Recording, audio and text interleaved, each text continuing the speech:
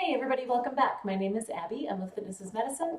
Today we're going to do another great workout you can do in your home. Very little equipment, very little space, upper body, lower body, core, and balance. I try to incorporate all of those things in each of my workouts and continue to mix it up so that your muscles are working in a little bit different plane of motion or with a little bit different modality as a dumbbell or a band or body weight. I like to mix it up so that your bodies can continue to get stronger.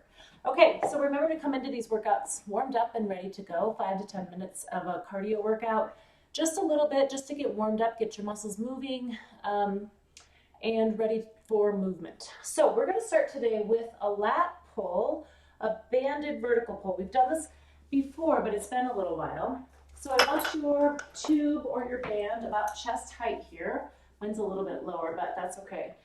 So we're going to sit down into a pretty deep squat so that you can lean forward with a flat back. Now notice my back is flat, not round. So this is not what you want to do. You want to keep that back flat. So what that requires is a deep hip hinge. If you have trouble doing that, you could try sitting on a ball or a chair. But then still you really want to make sure you're leaning forward with that flat back and really just tipping at the hips here. Keeping that tummy nice and tight. Okay, and we want to keep your cervical spine in line with the rest of your spine as well. So nice and deep here, looking straight so that everything is in line here. You don't want to be looking down, you don't want to be looking up. You want to keep that cervical spine happy. Now take a breath before you start. Keep those ears or those shoulders down away from your ears. Pull straight to your armpits. 1.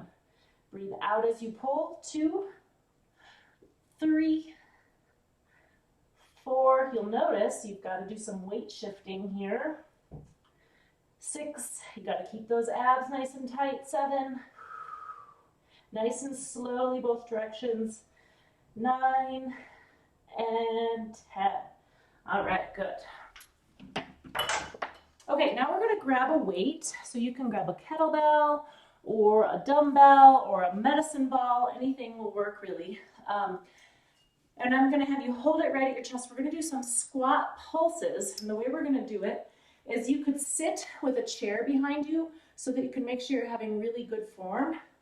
If you have trouble with squats, the other thing you can do is not hold a weight and use something in front of you so you can really sit back, either a chair in front of you or a sturdy object such as this, or your kitchen counter with your sink. You can kind of sit back really easily. So I want you to sit back again with that deep hip hinge that we just talked about with that banded vertical pull. And we're going to do pulses. We're going to do 3 pulses and then stand up. So 3, 2, 1, up.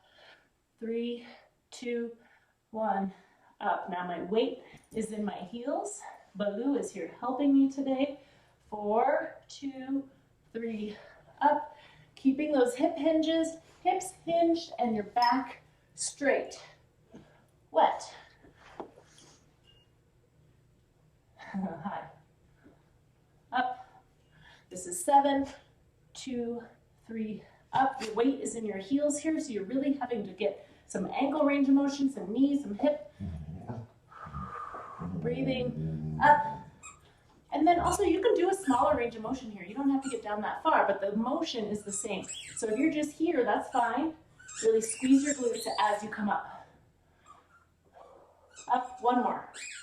1, 2, 3, and up. Okay, great. Now we're going to use this same height over here. I'm going to grab a little bit lighter band.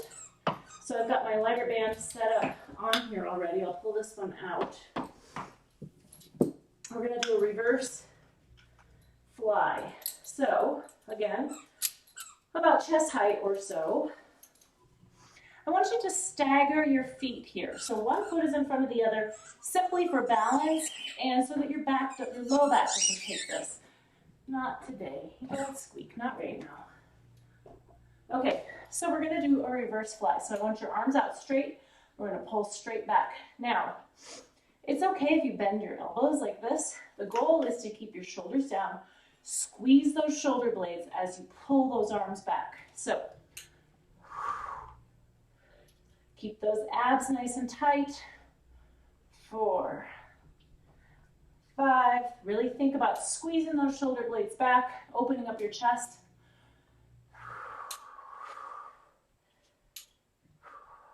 Let's do 2 more. 9 and 10. All right, good. Done with the tubes. Now we're going to lower down to the floor. And we're going to do some mountain climbers. So a little bit of chest and shoulders, some core. See how fast blue gets up in my face here.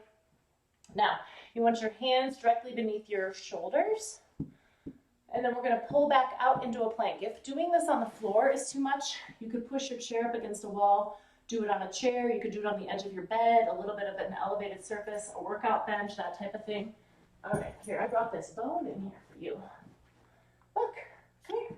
You want this? Come here. Okay, hands beneath your shoulders. Again, head in line with your spine here. That's an important one. Many people want to look up or look down at their feet and make sure they're doing the right thing. We're going to drive your knees up between your elbows. 1. I want you to drive them quickly. 3, 4. Keep that spine nice and flat. 5, 6, 7, 8. So put it in between your elbows quickly and then put it back. 10. All right, now, kind of sitting back in a child's pose can feel really good on those shoulders. After that, if you're feeling a little bit tired, here you go. Now, we're going to pick up either that same dumbbell or a kettlebell that you use for the squats, or even something a little heavier. We're going to do a weighted carry or a farmer carry. So, 1 heavy weight and 1 side. I've got 1 dumbbell right here. So just make sure when you pick up that dumbbell, you're using good form, you're squatting down, you're not going to hurt your back. And we are going to walk, simply walk, carrying a heavy weight. So I just want you to walk slowly, back and forth across your room, wherever you are. You can walk up and down a hallway. I want you to think about keeping your shoulders level. Now, if you need to go into the bathroom and look into a mirror, make sure you're level. Commonly, it would be more like this when you're carrying something heavy. Now, contract your core and simply try to keep all of that as straight as you can. And if you're carrying a weight that's heavy enough, you will feel it in your abs quite a bit. If you don't feel it at all when you've walked back and forth a few times, carrying it on one side, pick up a little bit heavier weight. You could try a gallon of water or milk. You could try, a 5-gallon bucket and put some, sand or some nails in it or something if you don't have a heavy weight at home. Try to do about 30 seconds on each arm. So when you switch, take the moment, make sure you're not doing this or this. Nice and level, tummy really tight. That's what this is really doing. Also, carrying a really heavy weight is really good for your bone density.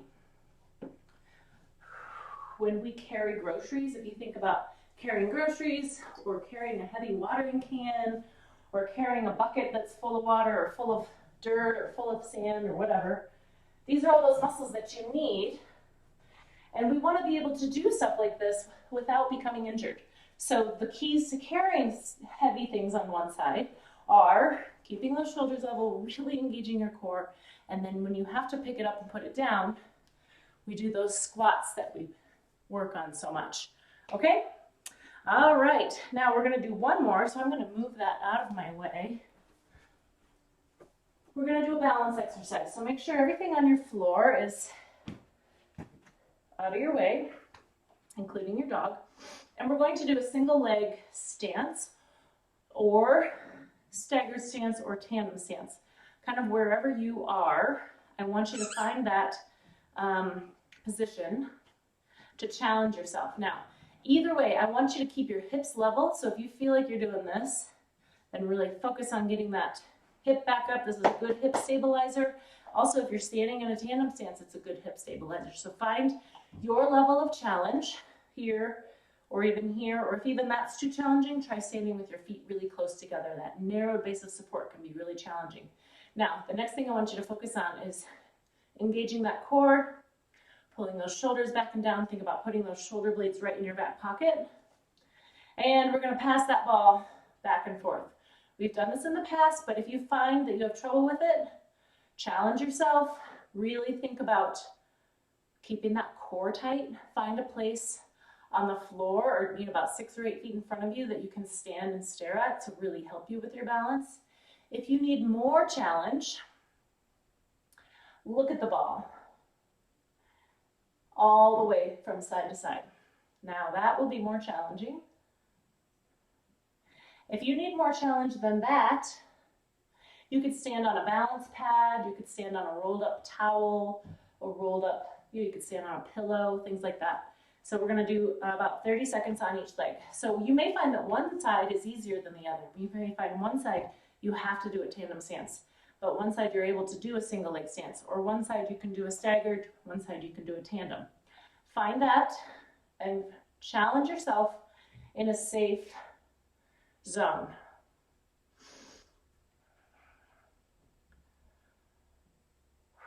Keep breathing. Keep those shoulders down and back, even though your arms are working. Keeping those hips level, tummy tight. Nice and slowly, really focus on that ball if that's your challenge. If not, find your spot 6 to 8 feet in front of you and stare at it. There's lots of ways to kind of level this up and level it down, and you always want to do it in your zone of safety, but a little bit of challenge. And then you can always, if you're doing this on your own and you found that there's a few that you want to try on your own, try to up it a little bit. Try to, if you're standing with your feet close together, maybe try a little bit of a staggered stance. You could even put just like your heel and your toe together here. Then if you're feeling confident in that, move into your tandem stance. You always want to be challenging yourself a little. So if you find yourself kind of putting your foot down, but you're able to stay up, keep working on that. Don't just go down a level because you're not able to hold it perfectly. Your goal is to do it in a zone where you're holding it, but you may be falling just a little, just kind of losing your balance just a little. That's good. That's challenging you, and that's going to continue to make you improve. All right, go through these 1 or 2 more times all the way through. Make sure you're doing your cool down and your stretches at the end. If you want to add more of a workout, you can do 5 to 10 minutes of cardio in between each circuit. As always, let me know if you have any questions. You can message me below in the comments, or you can private message me.